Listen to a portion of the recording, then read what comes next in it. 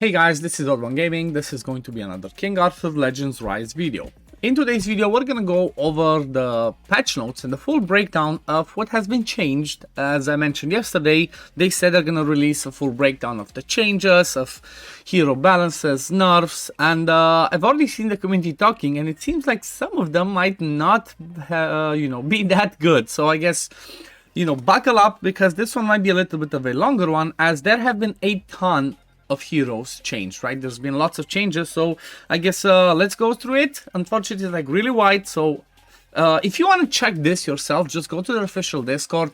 There's gonna be a link in the game announcements. You can click that and it kind of takes you to their forums. Netmarble is all about forums for some reason instead of Discord, but this is pretty much what's happened. And this is, like I mentioned, there's quite a little bit to talk about. So I guess, again, buckle up and let's go through it. Let's see exactly what has changed. So, maintenance and patch notes for today. Issues were known issues. Issues were the triggering conditions for certain skills are displayed incorrectly. Current description: when an ally is attacked, correct trigger after an ally attacks. Okay, so I guess that's one of the things that maybe you're not working as intended. Okay, skills affected: Bedivere Chivalry Tier 8 skill, the Lot's Chivalry Tier 3 skill, Garrett's Chivalry Tier 3 skill, and then Adventure Mode Chapter 8 Monster Claudus' skill. So I guess those were the ones that after they attack, not when they are attacked. Then issues were the description in Guinevere's Frost Relic Skill 2, Silver Rage, incorrectly dispels 9% of Guinevere's max HP for the shield effect in traditional Chinese.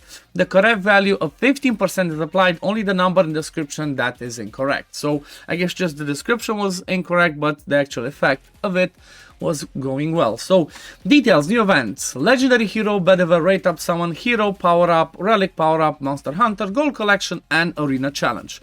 These are all amazing, right? These are all amazing. We can check in game. I really love it from what I've seen. It's let's start with the hero power up. Some of them are quirky because you have to go back and do lower tiers, but there's a lot of good rewards, right? There's a lot of good rewards just by doing most of these things. And it's always good to get stuff like, especially this one's like amazing. Hopefully I get to it. If you beat Plane of Beasts floor 10, you get 10 rate up summons. That's awesome. Then relic power up, again, a ton of good rewards. You just need to do certain dungeons to get yourself as many of these rewards as you can, plus also level up some relics. Then my favorite one is this one over here, the gold collecting event. You need to collect a total of 10 million gold. I guess this one doesn't say you need to farm Gorgos, just from any means possible, but it gives us a total of, if I calculate it correct, something like 1100, 1200 crystals. That's a lot. You're gonna farm gold anyway. It's going on for a week, so getting 1200 crystals is gonna be amazing. Monster Hunter one, again, just some rewards and then some ranking ones. If you do manage to rank, you get some more of the rate up summons, right? And then the arena challenge one as well. It gives us a ton of stamina just by doing up to 200 stamina. So that's the part of the events. Now let's move on. Okay, improvements. Improves the arena matching system. That was a bit of a tricky one, and they did it really well, because in arena you would fight some of those bots, right? Because there's not so many people playing yet, because it's still early access, still not global completely. The bots would give you like 1 point, right? That would be so bad. It's like you had to farm millions in order to try and advance, and they did change it now where those bots have the right points themselves and get more. Fixes the item for challenging power-up dungeon Frozen Plain 8th floor. Before common relic breath, after uncommon relic breath. So I guess the reward was a little bit lower than it should have been, and now gives better rewards. Fix the issue where shield granted back whenever passive skill 3 was incorrectly displayed at 20% and not 100% as it should be. So they fixed that. Now let's see some of the UI improvements. Fixed, I don't know why fixes instead of fixed. It should be with a D at the end, or I might be wrong. I don't know. I think it should be fixed. Fix the issue in the power-up guide where the item source list for hero skill ups. Okay, we already know about this. I covered yesterday. We already know this. It was the same thing. Adventure mode treasure chest. Okay, I mentioned that yesterday. Improved source list. Yeah, the description improvements added. So we changed some description for Guinevere. Improved description for Nicholas, improved description for Rosier. I'm not gonna go through like the descriptions. If you wanna read them themselves, it's here on the screen for a second. Maybe I zoom in a little bit. This might be more helpful for you. Hopefully it looks well enough. If not, again, the link is in their Discord. Add skill factor, Transparent Throwing Star to Tristan, Shivery 8, Blade Storm, attacks only 5 times, total damage 100% attack, each point of attack speed increases damage per hit, total additional damage per point, 0.6% attack. Improve the Tristan of Trigve, Frost Relic, I think that's how you say it. About the mark, improve description of Bedivers after before gain 1 pierce, after gain pierce 1 for 1 turn. So I guess these were the details. Now the hero balances one is gonna be again a little bit of a longer one, so we're gonna go through, we're gonna see how it looks, which is a nerf, which is a buff, and all of that. So let's see. First of all is Merlin. I really hope before I read that Merlin has not been nerfed, because that would be a bad move, because he was just on a rate up banner, right? So maybe people spend to get him, and if you nerf him, that's not a good look. But let's see what they say. So, Flame Relic, active skill 2, Phoenix's advance. Previous, the attack gauge, charge, and recovery from Phoenix Ashes was affected by the allies' resistance stats. Adjusted effect, positive effects are no longer influenced by resistance stats. Okay? Then Frost Relic, active skill 2, Frosty Explosion. This is the one that everybody had. The attack gauge charge from Frozen Remains was affected by the allies' resistance stats. Positive effects are no longer influenced by resistance stats. So I don't really get what they mean by this. So attack gauge was it was charging by the allies' resistance. Let me just check it, because like, you know, I don't want to say something bad or like, you know, complete misunderstanding. Let's look at it. So let's see. Frost Relic, attack skill 2. Attacks one enemy 4 times. Okay, 100% chance to inflict frozen remains. When hit, grants damage taken decrease 1 to the attacker for 1 turn. Grants dot immunity to the attacker for 2 turns. 90% chance to recharge the attacker's attack gauge by 30%. So I guess this one's just when it's attacked. It don't see anything to do with the resistance. So it's a bit of a weird one. Some of these might be weird because of the translation, you know. I might not understand completely. If you see that I missed something, let me know in the comments down below. If you know exactly what it means, because I might just not understand because of the way that they word it. Okay, next one. Cormac, passive skill 1, Irish Memorial. When attacking, gain defense increase 1 for 1 turn. If there are 3 or more enemies, 100% chance to inflict. Evasion rate decrease 2 on all enemies for 2 turns. Adjusted effect, when attacking, gain defense increase, same thing. When there are 3 or more, 100% chance to inflict. Evasion rate decrease 3 for 2 turns. So I guess this is a buff to Cormac's passive. That's good. It's good to see a buff. It's good to see a buff. Now next one, Bors or Borsch, if you want to say it, you know, with in a different language. Flame Relic, active skill 3, Fiery Sweep. Previous effect, AoE attack, 70% chance to grant all allies counterattack damage increase 2 for 2 turns. After that, same attack, same damage, same chance to grant allies counterattack damage 2 for 3 turns. So again, another buff. He's gonna have it for 3 turns. That's good. Then Frost Relic, active skill 3, Erupting Chill, AoE attack, 80% chance for counterattack damage 2, so up to 3. So pretty much same thing. Let's see the other relic. Yeah, so all 3 relics, I guess, will have the counterattack damage increase buff for all allies be for 3 turns instead of 2, and the chances remain the same to land, right? Just pretty much the same. Okay, moving on. Gareth, Fire, Frost, Stone relics, active skill 1, Exhaustive Fist. Attacks 1 enemy, deals damage, 20% chance to inflict stun for 1 turn, it used to be, and now it's a 30% chance to inflict stun, so pretty much chance increased. Again, I guess another buff, that's not bad. Arthur, honestly, I've not played with Arthur after like the first 2-3 days. He just, I don't know, maybe I miss it, or maybe I don't have the right relic for him. But let's see. Arthur, passive skill 1, Commanding Shout, skill, cool time -1, before, after, crit rate turns +1. So they increased the skill cooldown, but they increased the crit rate turns. I guess it's kind of the same, just instead of proccing more often, you have the crit rate up for more. That's okay. Then Kurden, passive skill 1, Raging Darkness. Use skill 2, level 2 skill, increase attack, defense increase, turns +1. And then this one goes to +2, so that's a buff, that's good. Passive skill 2, Nocturnal Fae. Default skill uses 1, level max uses +1. And then after the adjustment, the default skill uses 2. Its max uses +2. So again, another buff. It increases by, instead of 1 turn, it's 2 turns for both of them for the default, and then the extra skill upgrade. So that's good. Let's see, the next one, Clarison, Relentless Pursuit. This is the Chivalry Tier 4, Relentless Pursuit. Reverberating Charisma inflicts evasion rates decrease 3 on all enemies for 2 turns, and this one goes up to a 3 turn, okay? So it's a buff. Then Chivalry Tier 8 sees the moment, damage 59%, Jaw Twister, then it goes to 83. So again, another buff. So far I've seen only buffs, right? I think nerfs are at the end, maybe. Nerfs are at the end. Or maybe Merlin had a nerf and I didn't understand it. Let's see, Bedivere. Okay, this one's important because it's the one that we currently have on the rate up banner. Storm Relic, active skill 2, Gale Spear. Gain crit rate increase 2 for 3 turns and then deals 126% damage. This is what it used to be. Crit rate increase, same turns, just the damage is increased to 140%. So I guess that's a buff. He's gonna deal more damage.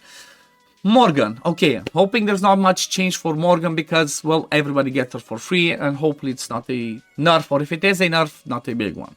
Storm Relic, active skill 3, okay, we don't have the Storm Relic unless we pulled it. Active skill 3, Eye of Disaster, AoE attack, 98% damage, 60% chance to inflict sleep, 80% chance to inflict recover disruption for 1 turn, and then changes to same damage, 80% chance to land the recovery disruption for 1 turn and 60% chance to inflict sleep. So I guess they just swap the chances of those two, and the turns are the same. 1 turn, 1 turn, 1 turn, 1 turn, and damage is the same. So I think this is better because recovery disruption is more important than sleep. Considering if they sleep, you can just wake them up if you hit them or if they have any dot on them. So having the high chance for recovery is good because, especially for the frozen plains, right? When you fight the bear, when he sleeps, you want to have a bigger chance if you use the Storm Relic, which is powerful against the frost one, which is the bear. Okay, next one, Gillian, passive skill 3, flexible diplomacy, cooldown X, cooldown 1. Okay, so I guess this one had no cooldown, and now it has 1 cooldown. I think that's better because I think if I've seen right, Gillian was just too annoying with that passive. Let me see. Okay, Gillian, the chilling raid, no wait, over here, sorry.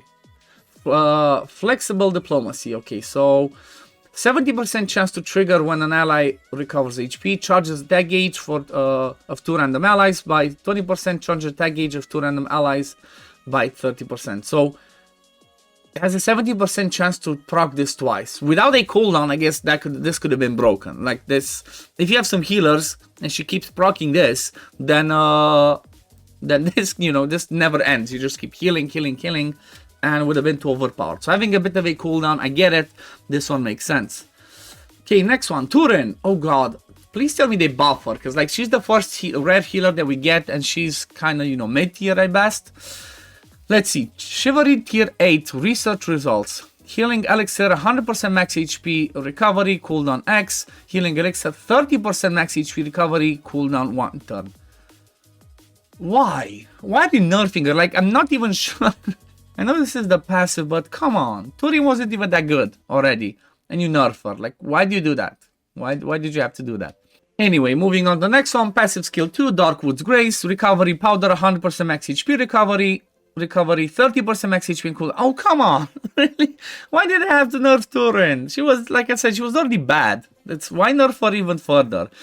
I mean, hopefully, because we see so many things happening, right? There's so many nerfs and buffs. Hopefully, they're going to do this more often, and which means they're going to be like, okay, this was wrong, we can buff it back up. So that's what I'm trying to see, and that's what I'm hoping to see. Also, I guess you got to keep in mind that this is pretty much still early access. This is not the full final version. It's not completely gone global. Yeah, everybody can play it with certain tweaks and different ways of accessing the game, but it's not a full global release yet, right? So everything's subject to change. That's why I really wanted to mention this so you are aware of this, right? It's still a learning curve. There's still lots of stuff that needs to be buffed, nerfed. It's like, you know, we're pretty much all the ones that test stuff, show stuff. Some things might be too overpowered, others might be too low, and they can keep changing that. And the fact that we see that after 2 weeks of us playing, they did a massive list of people changes, then, you know, there's a chance they're going to keep doing it. Anyway, moving on. Nicholas, Flame Relic, active skill 2, Heretical Flame, text to random enemies, damage, effect resist decrease 1 for 2 turns. After that increases the damage, and that's it. So he's gonna do more damage. The next one, Storm Relic, active skill 2, attacks up to 2 random enemies, 54% damage. Same thing, it just increases the damage. Nothing different. Okay, ban. I know that this one's gonna be bad from now because I've seen people say that, you know, he was a rare and he was the best thing in the game, even better than some legendaries. So I know that this one's gonna be bad. It's a nerf. It's just I've heard that it was a little bit too bad from what I read of people saying it. So hopefully they're gonna do some changes on this.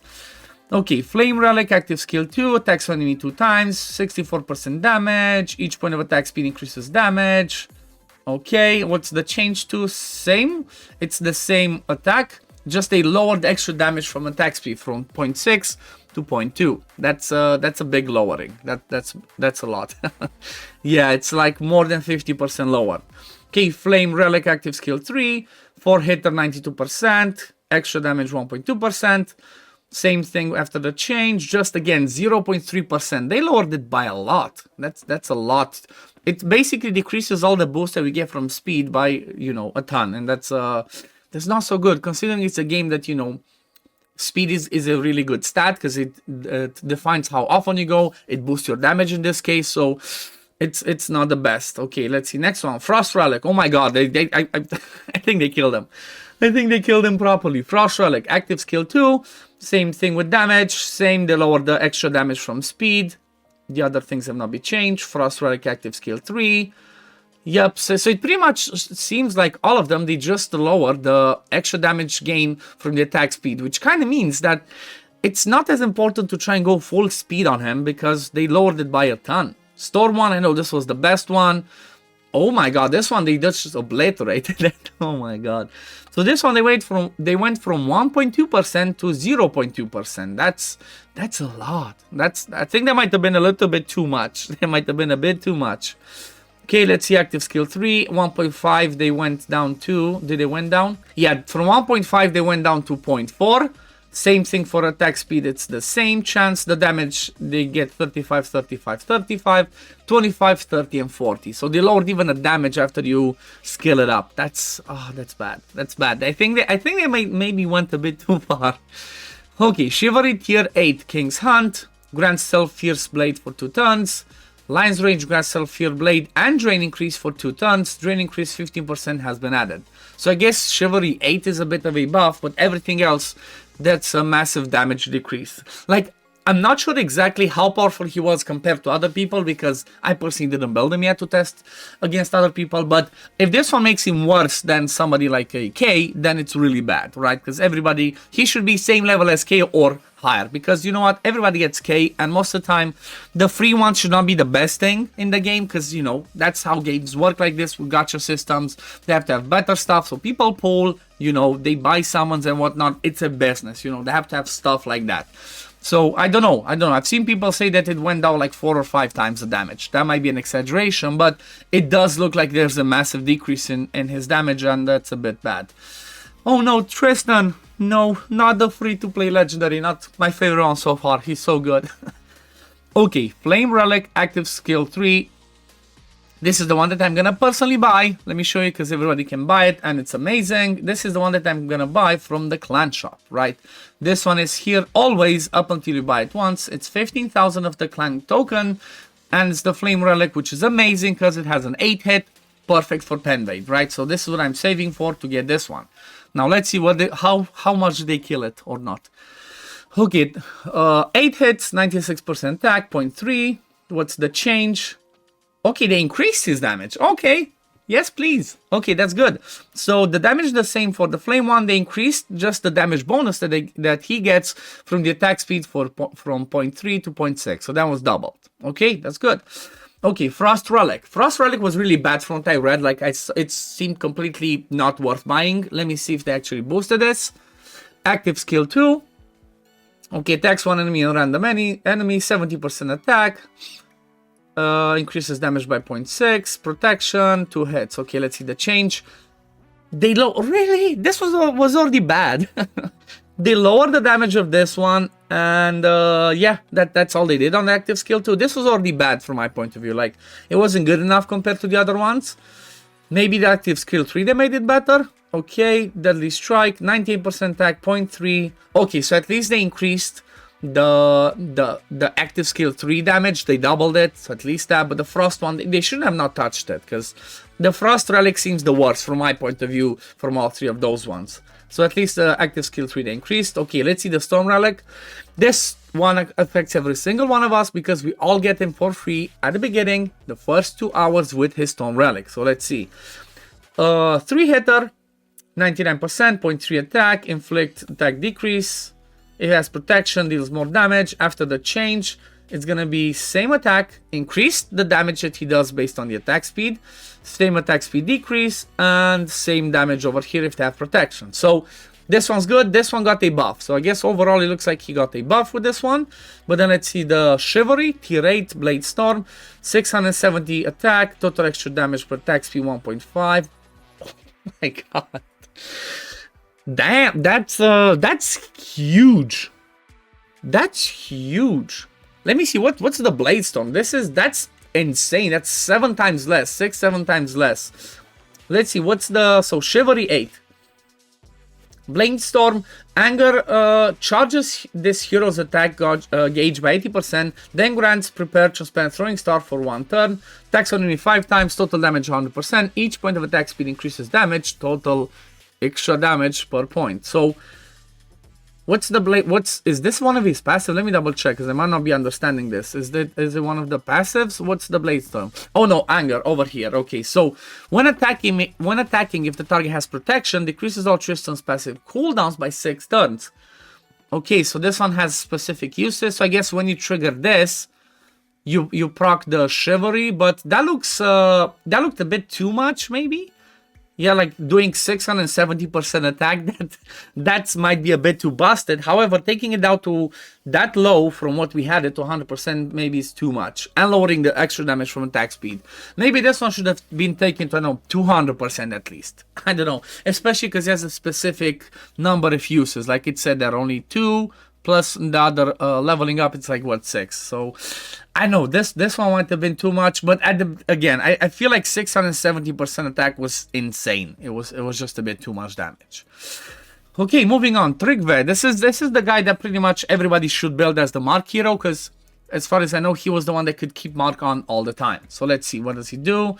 Flame Relic, active skill 2, okay, damage, point increase from attack speed, 100% chance to trigger Mark, change 2, lower the damage he does from attack speed, same chance to land Mark. Okay, fair enough, he's an uncommon. Frost Relic, active skill 2, it looks like the same thing, they just lowered the extra damage that he can do based on his attack speed.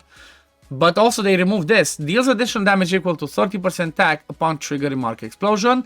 Then it changed to triggers Mark Explosion if target has Mark. So it just triggers Mark Explosion, doesn't deal extra damage, okay? Then let's see, Frost Relic, active skill 3, you're all tied up. 3 hitter, everybody, okay. Chance to inflict Mark, same thing, 3 hitter. Again, lower the extra damage bonus from attack speed, and same chance to inflict confusion if the target has Mark. So I guess just overall the attacks, I've seen that like the extra bonus that you get from the attack speed multiplier has been lowered for everybody. Storm Relic, active skill 3. Let's see, 4 hitter, 100%, 1.2. Pretty much the same thing for this one, right? Same thing, same damage. Lower the extra bonus from attack speed. Mark part the same, and they just lowered the total damage, but increased the extra damage. So I guess it pretty much evens itself out. Maybe it's a little bit lower, considering that they lower the damage that you get from the attack speed as well. So this one, I guess it's a nerf. As long as they didn't touch the Mark from what I see, I think it's still good, because his main goal is to land Mark for the dungeons. And then Lionel, the last one. Flame Relic, active skill 3, Queen Bee's Blistering Assault, AoE attack triple, all people 3 damage, 51% attack, bonus from attack speed, same attack, again lower the bonus from attack speed by a ton. Storm Relic, active skill 3, same thing, yep, and then just lower from attack speed. So this pretty much is it, right? This is all, this is everything. And I guess what I'm seeing over here is that they lower the damage that almost everybody does, or the extra damage that they do based on the attack speed bonus. Like they just completely, you know, took it down a ton for most people. And it just seems like they obliterated ban. That's what I'm seeing. The things that I'm taking from here, most people got lots of damage taken down from attack speed. Gillian, I believe it's a good change, right? This passive to have a cooldown, because otherwise it was a bit too overpowered from my point of view. And then just ban destroyed. Maybe I think they went a bit too far on ban. But apart from that, again, I believe this is okay. This is pretty fine. I don't see, like, you know, massive things to be going crazy about. Also, this gives me hope that they are, or like, you know, this lets us know, I guess, that they're willing to change stuff, right? If they did so many changes after 2 weeks of early access for so many people playing, that means that there's always subject to change. There's always going to be ways that, you know, we can change stuff, that we can, you know, give feedback. Hopefully they see feedback, or they see in their analytics, and they're going to constantly buff and nerf whatever it is needed. However, one caveat, one thing that I want to mention is, when they do these massive changes, I believe, I mean, I guess some of these are, you know, or just small changes, some are big, but at least when they have people like Ban, right, where they changed a ton of their overall kit, I believe that what they should do, they should somehow give us a reset, right? A sort of a reset, but I'm not talking just about the reset of like this, right? Because this one only resets the stuff that you invest in a person. They should, I don't know, some way to, like, you know, you should be able to give him, reset everything, give you all the chivalry back, give you all the, you know, relic stuff that you invested, because I know that a lot of people invested crazy, did everything to invest in Ban because he was so good, and now because the nerf seems like it's crazy, they lost a lot of resources. So definitely that's something they should work on. They should change some of this, because they went a bit overboard. But anyway, I guess we're gonna leave it at this. Like I mentioned, guys, it was gonna be a little bit of a longer one because there was a lot to talk about. But let me know what you think in the comments down below. Please try to keep it, because I know a lot of people are annoyed, they're angry about the ban, but please try to keep it as civil as possible. And, you know, if we're gonna have ways of communicating, we're gonna try to give the feedback as much as we can, and hopefully they're gonna maybe revert, or, you know, do some changes again, and bring back up, you know, bring him up a notch if he was just completely obliterated. But anyway, this is gonna be it for today, guys. Thank you all for watching. As always, if you do enjoy my content, don't forget to like this video, subscribe to the channel to see when I upload next, and I'm gonna see you on the next one. Peace, love, take care, everyone. Bye, guys. Fight with honor. Vanquish the wicked, and you may prove worthy of your legacy.